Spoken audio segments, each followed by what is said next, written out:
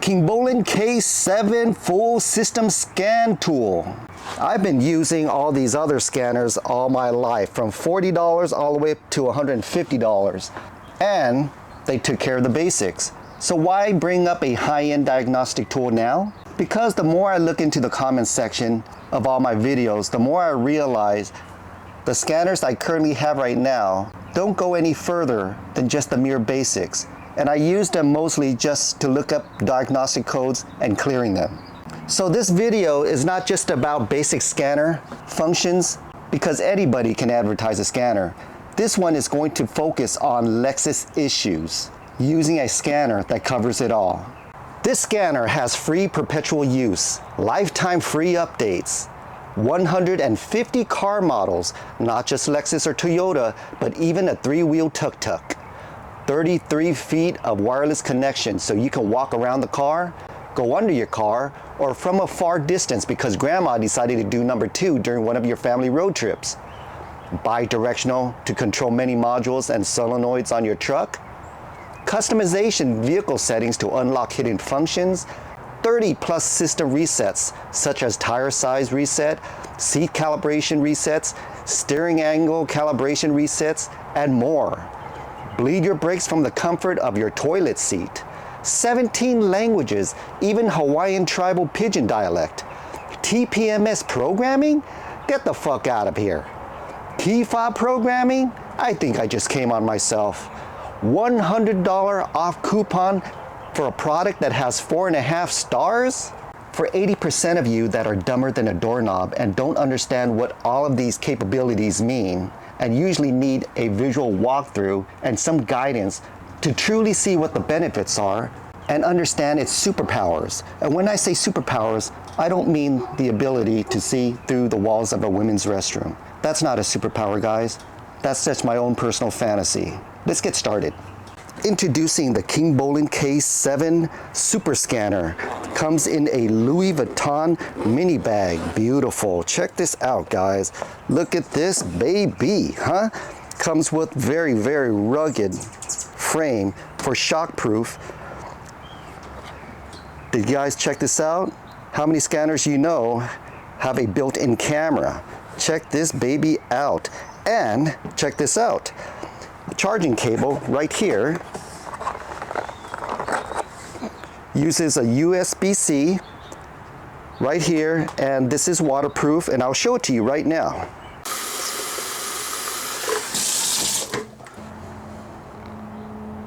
Stop. Did you guys really think it was waterproof? We're not working on submarine, guys. We're working on vehicles. Come on. It comes with the OBD2 plug-in port right here to keep this wireless. It comes in a charging port that is for the US market. It's also for Guam, and it's also for people that live in Kansas. Okay, so here's your charging cable, good 3 feet of it. And when you open up this case, you are going to find inside a serial number code that you're going to put in. This is what gives you your free perpetual usage, okay? Let's go ahead and bring this to the vehicle. Thing we're going to do is we're going to grab our OBD2 plug right here. We're going to plug it into our OBD port.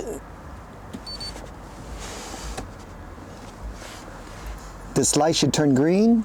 All right, the first thing you guys are going to want to do is go ahead and start your engine.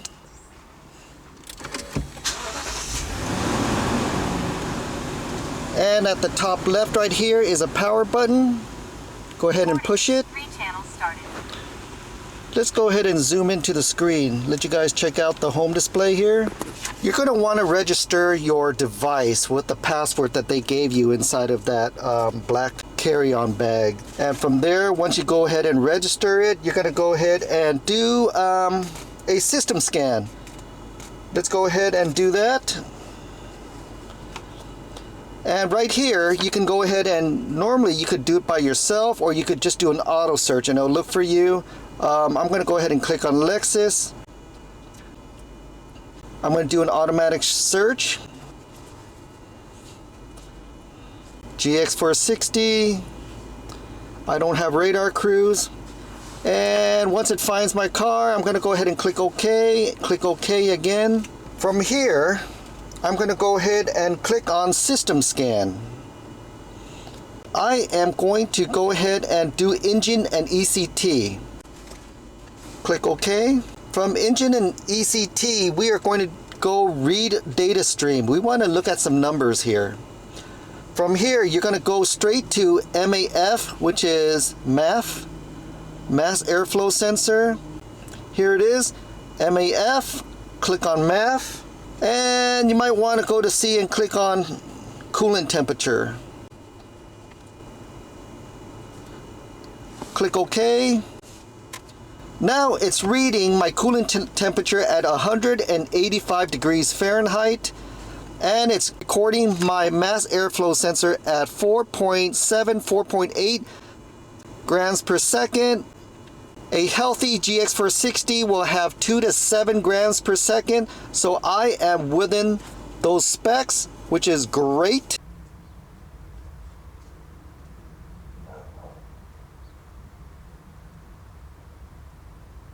Trouble codes P101, 102, and 103. Airflow rates are very important because if your vehicle is stuttering or hesitating when you're stepping on the gas, it's a sure sign that something is not reading right. And the very first thing that you're going to want to check is your air intake.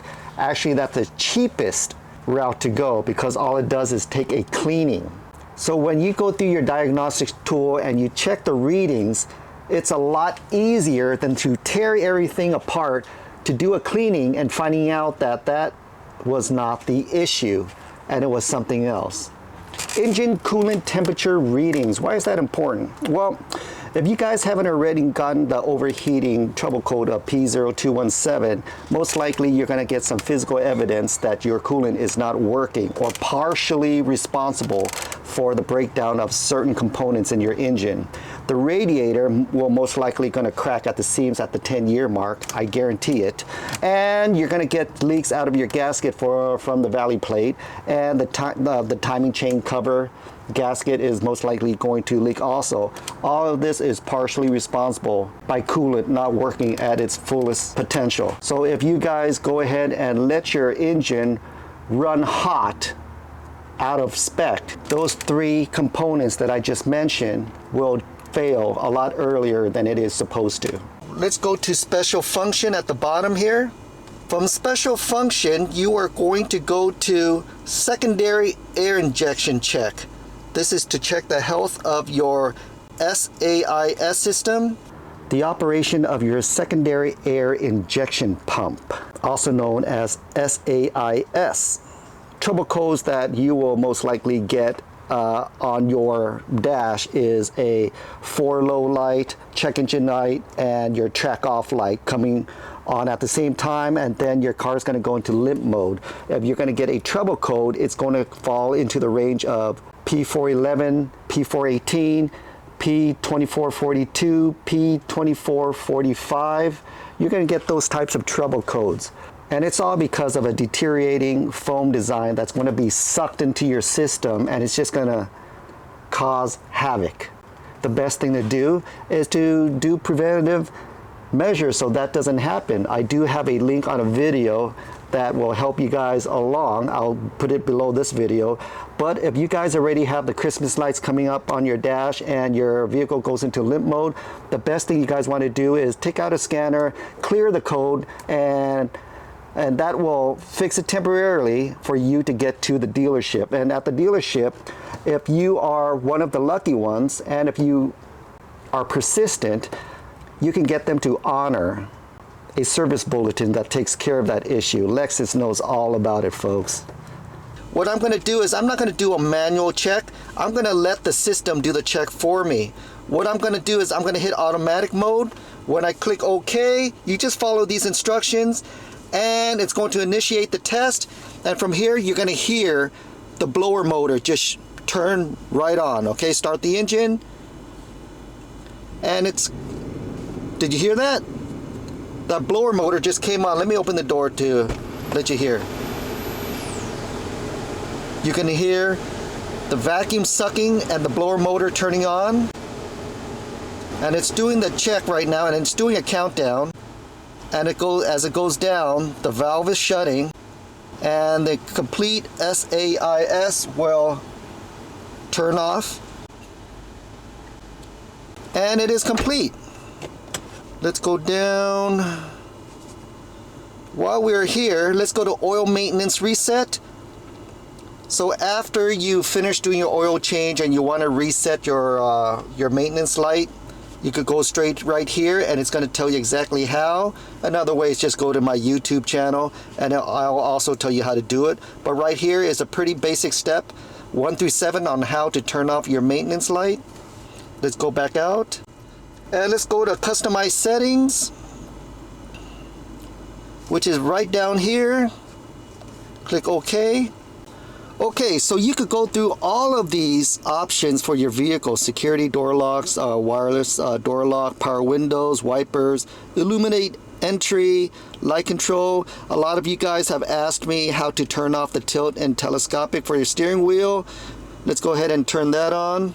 And I currently have it on. We can turn it off. So every time we leave the vehicle, your steering wheel doesn't move out of the way for you.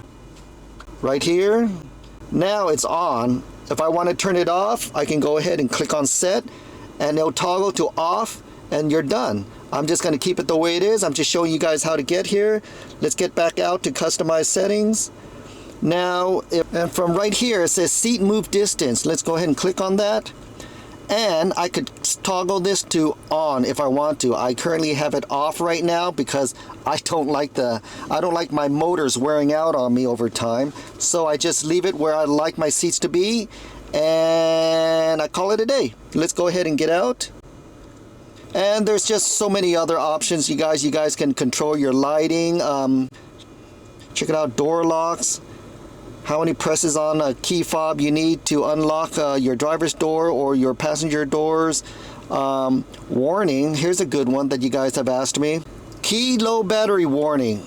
Let's click on it, and I have it on, so if my batteries in my key fob goes low, it's going to let me know on my instrument cluster.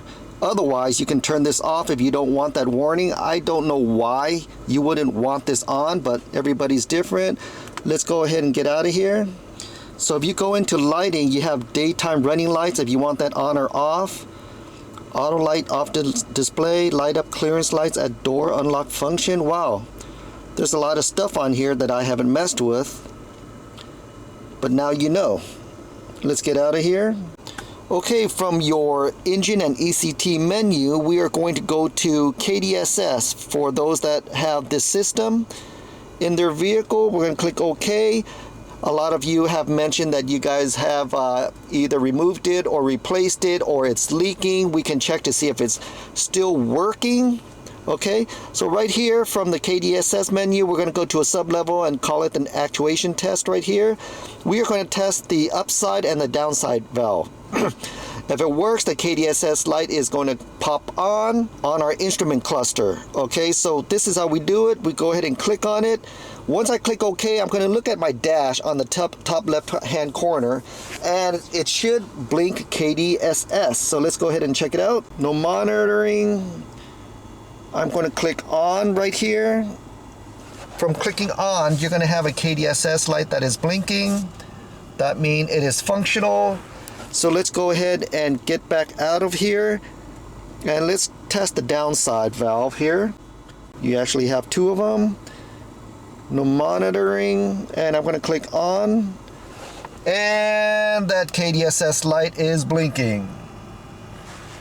Okay, let's go ahead and get out of here. So the next thing we're going to check is TPMS. Remember, I'm going after the ones that are mentioned a lot in my comments section. I'm going to go ahead and click on TPMS, click OK, and I'm going to go straight to special functions. From special functions, you could ID register each TPMS sensor in each of your tires. This unit programs it all, okay? But I'm not going to do that. I'm going to do that at a later date when I get brand new TPMS sensors. What I'm going to do is I'm going to do a signal check. When you do a signal check, what you're doing is you're trying to find out if all of your sensors are registered with your vehicle. Is it reading Is your vehicle reading these sensors or are they not? And that's why your TPMS warning lights are coming on. Okay, so what I'm going to do is I'm going to do an all signal check to check all 5 of my sensors, including the spare tire. Click OK, exit and check DTCs. And as I suspected, 2 of them are not registering. One is my spare tire and the other one is because the tire shop didn't do a really good job at making sure my sensor was on right. And I think this is my passenger rear tire, if I'm not mistaken. I'm not sure yet.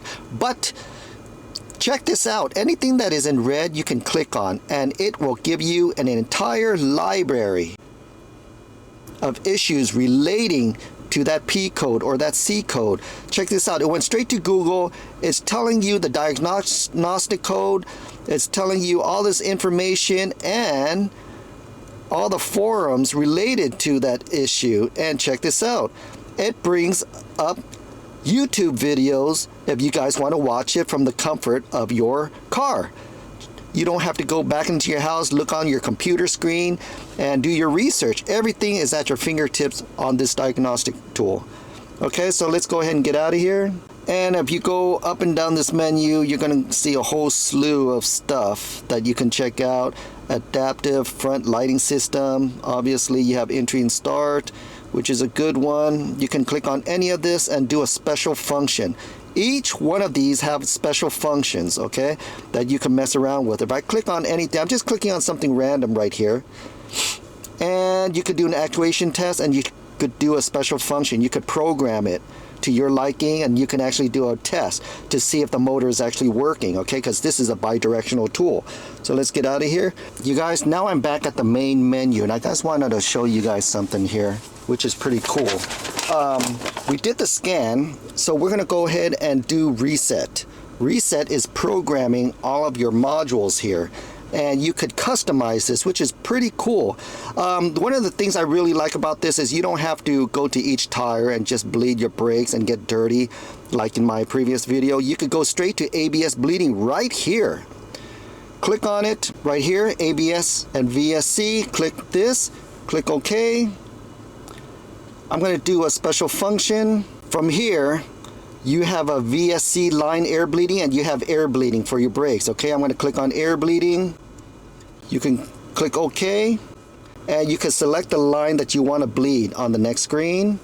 Right here, it'll say front right, front left, rear right, and rear left line. You can bleed all your brake lines just from the comfort of your vehicle right here. I'm not going to do that because I already did that. Let's get out of here. Pretty cool, right guys?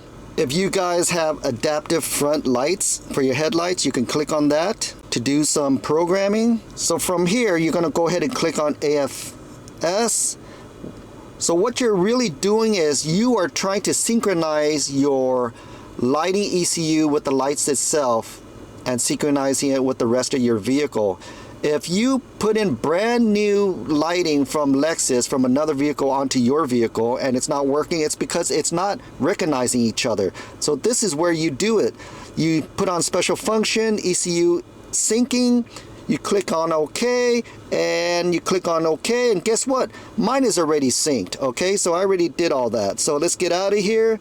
So anytime you do some aftermarket stuff and your car doesn't recognize it, you go through all these reset, these programming modes on this diagnostic tool. You find out what you're looking for and wham, all you have to do is just reset that and you're good to go. So let's go back here. There's airbag reset. Let's see, there's a pretty good one here. Gearbox learning, pretty cool. Okay, anti-theft key. Let's look at anti-theft key. Click on entry and start. Click OK. Special functions. Click on it. And from here, you guys could erase all of your keys from this vehicle if you decide that you want to get a brand new set of keys or something like that, okay? You can actually register brand new keys from right here. It's going to walk you step by step on how to do it. Number of available rooms for new codes, and it actually tells you 5, okay? You click on OK. Check the current status of key codes, then press OK. And it's going to walk you through it, okay? I'm going to get out of here. Now, if you continue to look at your reset menu, right here. You also have tire size adjustment for people that went up a tire size, went to way bigger tires, and you want it to match with your speedometer. You can go ahead and synchronize it right here. Pretty cool stuff. So let's get out of here. Let's look at what repair information is. So if you go to repair information, you're going to have an entire OBD fault code library right here at your fingertips. I'm just going to choose one that's popular. Let's do P0301 because I just recently did this on another vehicle. And there it is, cylinder 1 misfire, and it was a spark plug, so this was an obvious one. It's always going to be a spark plug if you guys got a 301 to 308, okay? Always. I don't know of any other time when it wasn't a spark plug, unless it was a coil, but rarely. So let's go ahead and get out of here. You got okay. EGR valve, carbon buildup, is also going to cause hesitation, poor acceleration, and very poor engine performance. Your engine is going to be stuttering. You're going to get a P401, P402 trouble code, and you might want to hit your EGR. I also have a video on how to clean that out or replace it if you guys care to. How many times have you guys ever come up with a P0420 or a P0430 and it comes up catalytic converter or O2 sensor? Most likely it's going to be your O2 sensor, okay, that you're going to have to replace, but that is also a common issue on these Lexus and Toyotas. I had it come up twice on my Honda. PCV valve, probably one of the cheapest components that you're ever going to buy. That's going to cost in the hundreds for the dealership to replace for you. I also have a video down below for you guys to replace your PCV valve. I think it's like $7 or something. And you'll most likely get a trouble code P051 and a P052 if your Lexus detects it before you do your preventive maintenance on that. I did mine at about 80,000 miles, folks. And remember I told you guys about the PCV valve being the cheapest component to replace? Scratch that.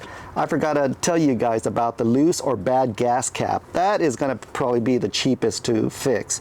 Having some gas cap that is not going to be tight fitting is going to create some trouble codes. You're going to get P455 and P457, and most likely it's going to be your gas cap. Go ahead and go replace that. You should clear the code after that. So there you guys have it, the KINGBOLEN K7 diagnostic scan tool that I am currently using to help out with a lot of program and resets that my other scanners are capable of doing. I know there's going to be hundreds and hundreds of different trouble codes, but I only attack the ones that keep coming up in the forums and through my comments section. And I hope they do help you guys out. Everything that I just talked about are going to be in the links below this video, and even the $100 off coupon in which I don't provide myself. You go on Amazon and click on a little box that gives you that $100 off. I don't make any money off this, guys. I only use this because I found its benefits when I went through my old scanners and found out that it couldn't do certain functions. So from me to you, hope you guys enjoyed this video. Go ahead and dislike this video if you really hate your own mother. So peace out, guys. Word.